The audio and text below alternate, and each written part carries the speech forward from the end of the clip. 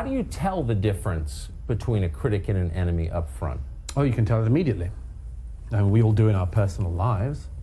If somebody said to you as an individual at a party, say, said that you just had no redeeming features at all, you know, didn't like your look, didn't like your clothes, didn't like your family, didn't like your friends, didn't like where you lived, didn't like your neighborhood, didn't like your neighbors, went on and on and on like this, would you at any stage think, I must listen to this interesting person?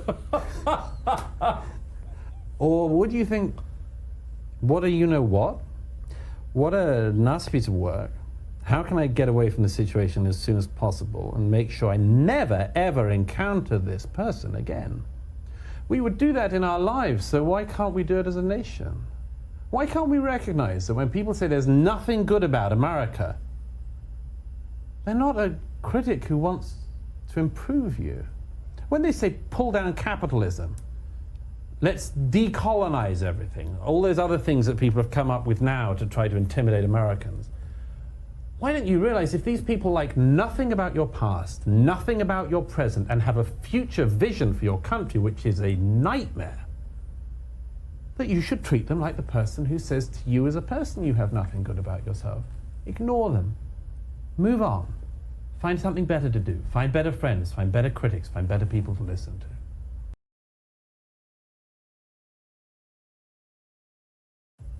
How do you do that? Everyone can do it in their own lives. My experience is that people shouldn't expect the cavalry to come to save them. I think the discovery of middle age, apart from anything else, is that the cavalry is you.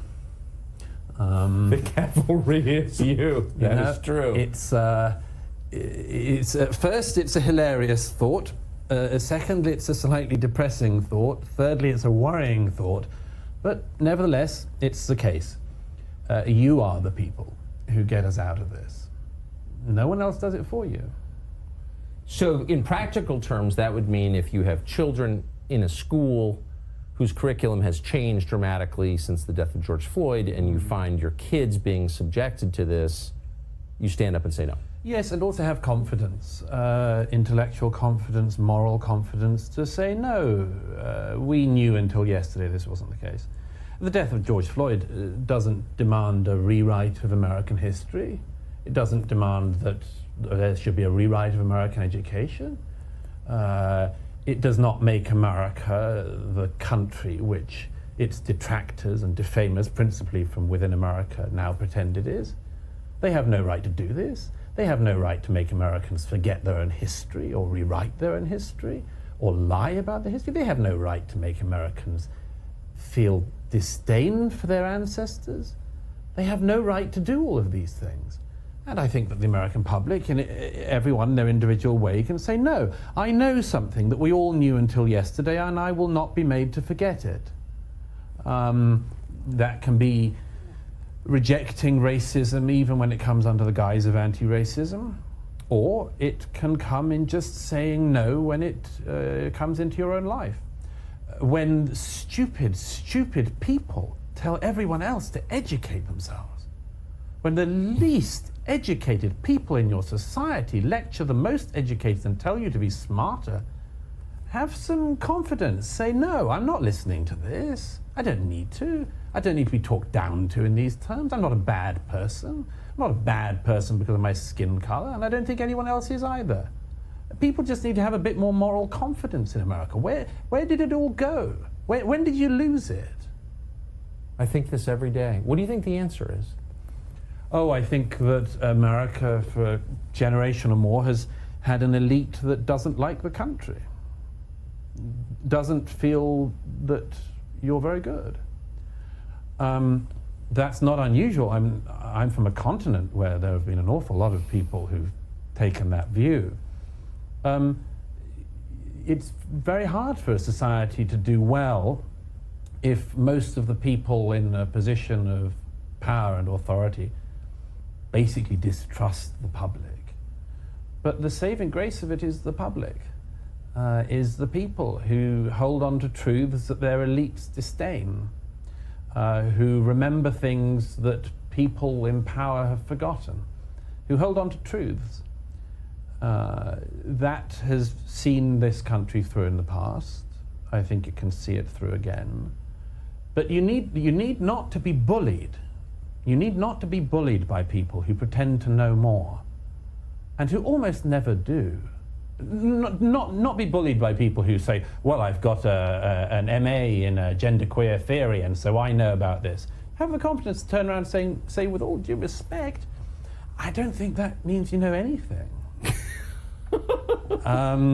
If somebody says, well, I've studied racial, biracial politics at several liberal arts colleges, and I've made myself completely unemployable, then don't say, gosh, please tell me more about how I should live my life.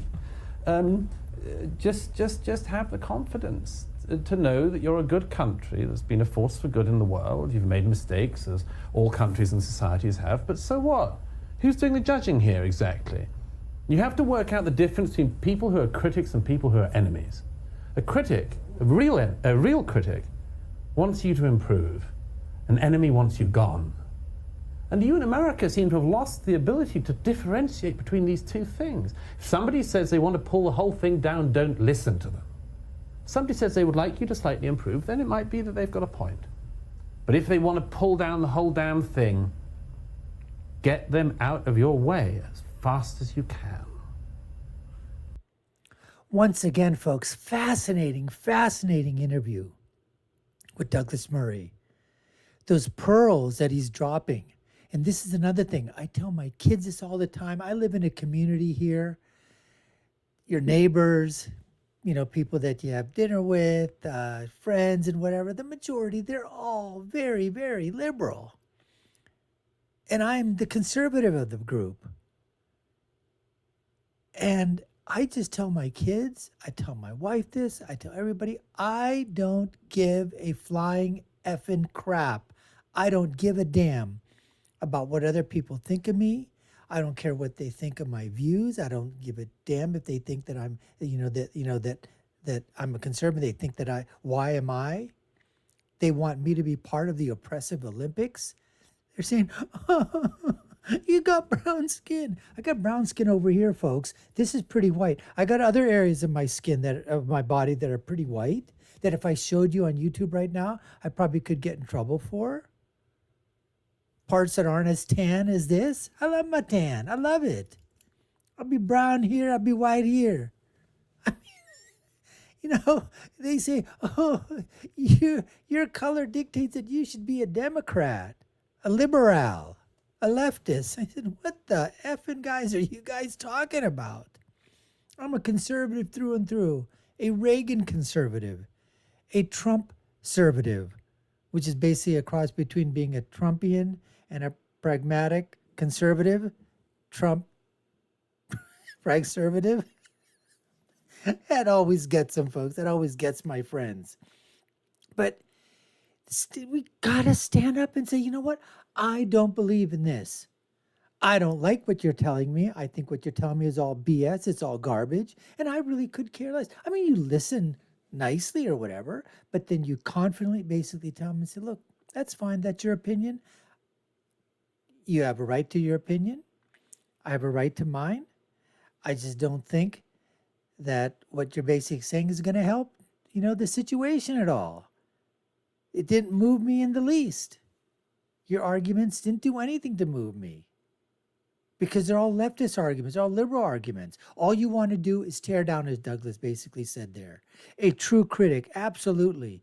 You want to what? Criticize someone? A teacher who criticizes a student for just the fact to criticize that student, put him down, is not a teacher. But a teacher who criticizes a student to make him better, to make him to excel beyond what he thinks he can do, that's a true teacher. What do you think these people are in sports, these coaches? They're coaching them to be what? To knock them down? No, to build them up and go beyond their capacity. That you can do it. I know you can do it. And we should use the same thing in our politics. Teach our children the same things. What it means to be a conservative. what it means to be principled, what it means to be honest, what it means to hold on to your ideals, what it means to have a good discourse, a good discussion, a good debate. But at the same time, realizing that the position that you hold, those should be positions that you hold passionately. Don't take off a reading, get a piece of paper and read off and say, I believe this. I believe that. Yeah, I believe this, and this. No, they should be right here inside your heart. You should be able to portray it right out there and not be bullied by the leftists and the liberals and the progressives and not be scared of them dropping the racist card or the bigot card, insurrectionist card, phobic card, ism card, whatever the card they're going to drop out there. No. Confidently and state that this is the greatest country that was ever built in the history of the freaking world and hopefully will continue to be that way. That's what you need to tell people.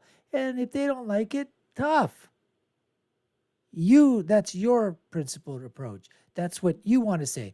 Has this country, as others, has it had its dark moments, its downsides? Of course. But all in all, if it wasn't for this country, we'd all be speaking Japanese or German, folks. Anyways, folks, that's what we have to bring to you today. We're going to bring you more of the Tucker Carlson interview with Douglas Murray.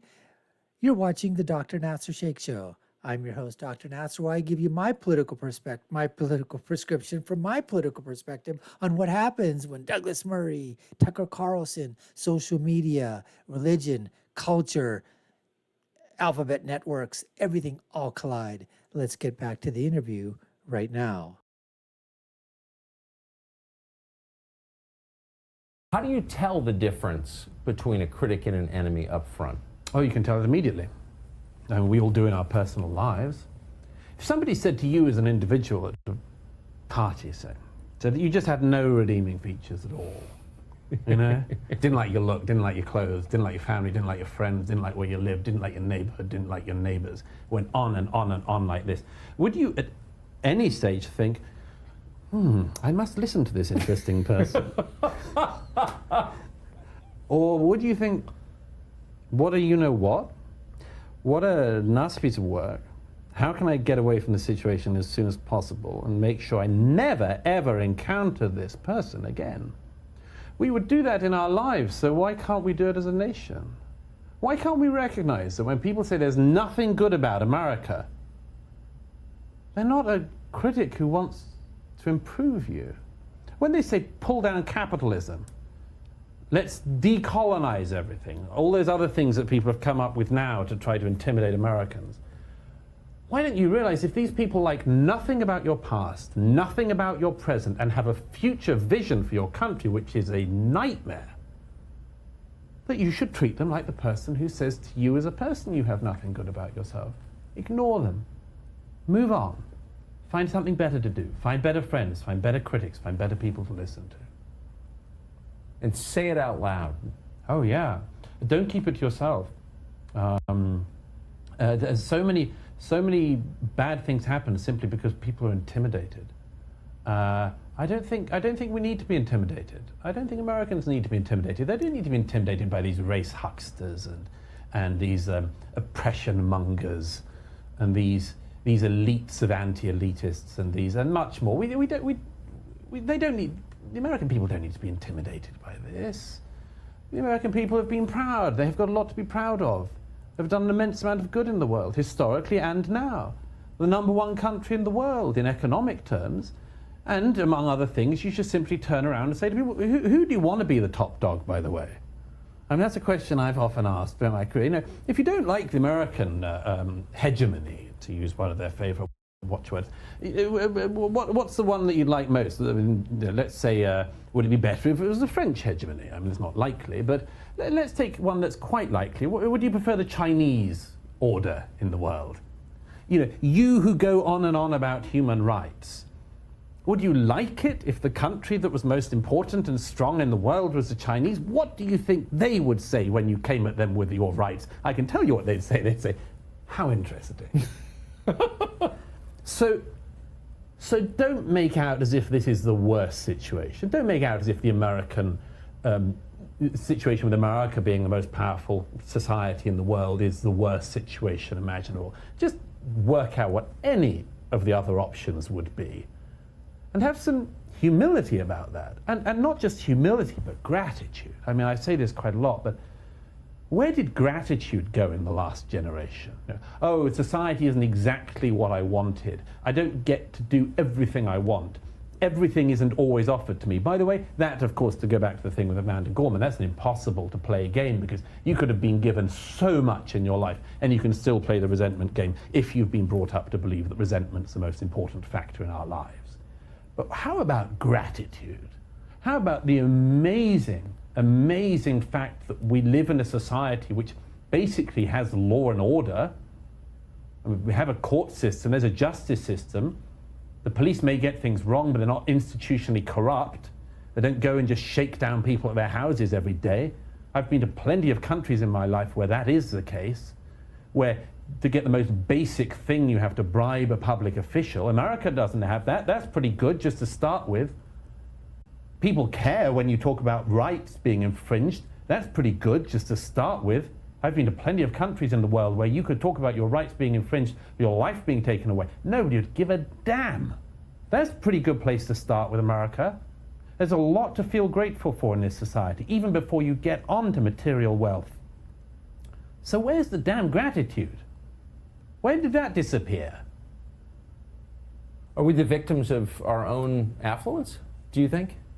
No, it's not just affluence. You can be affluent and not have these views that now run rife in America. There's a form of moral obesity in society. People have become, they just imbibe. You know, folks, here in the United States of America, we have lost the attitude of gratitude, just like Douglas Murray was talking about. Where is the gratitude? Where is it? Where has it gone to? And like he was talking about, those are the kind of people that you would put in your life, the people that have ingratitude towards you, your lifestyle, your family, your friends, your community. Is that who you would want to get advice from? Is that who you want to be around? Everybody knocking you down, knocking everything about your life down. Now they're doing it to the country that you live in without any way of saying that, listen, here's some things that I think we need to improve upon. But overall, it's a great country, always has been, always was, always will be into the future. That's a kind of person you could probably take a listen to and say, okay, all right, well, let's see about this. And then the question is absolutely, I've said this so many times, if you don't like it here, don't let the door hit you on the ASS on the way out. What other country would you like to live in? You want to go to the Nordic countries? Be my guest. Be my freaking guest. Go. Go. You want to go to Africa? Go to Africa. You want to go to the Middle East? Go to the Middle East. And then see what happens over there. Who would you rather have be the top dog? Japan? China? Just like he said there. Oh, Mr. Xi Jinping, I don't like the way that you're doing things. Next thing you know is, okay, you're locked up. What'd I say? Oh, you asked the wrong question, buddy. See, when you ask that question in America, everybody calls you to be on MSLSD or NBC or ABC or CBS or any of the other alphabet networks. Where are my human rights? You got a platform. You know what your platform is when you ask where your human rights are? You're in a concentration camp up with the Uyghurs, the Muslim Uyghurs. You're in a concentration, you're in a jail cell somewhere in Beijing or out in the gulag somewhere. That's what happens when you ask these questions. I don't like the president. I don't like President Xi Jinping. Oh, hey, what happened to your friend that asked that question about President Xi Jinping? I don't see him anymore. He's been gone for a few days, a few weeks, a few months. Do you know what happened to him? Here you can say anything that you want, lie about, make slander, libel, whatever, about a president of the United States. Nothing happens. You get the accolades, you get the applause. You get the moolah, you get the money. All these race baiters, race haters, race traders, these race hucksters, these immoral people trading on the morality of this country. Unbelievable, folks. Unbelievable. Stick up for yourself. Have that attitude of gratitude. America's the best. Always was, always will be, and is right now. Anyways, folks, we appreciate you taking the time to watch. You've been watching the Dr. Nasir Shaikh Show. I've been your host. My name is Dr. Nasir. If you haven't done so already, we'd love for you to subscribe to the channel, like, share, and follow us if you like our content. Check out our other videos here and below. My final thought is always, man, when you're right, you're right. And this country, America, is so right, is so great. And when you're left, well, if you want, you perfectly leave because you're wrong. Until next time, folks, take care and stay safe.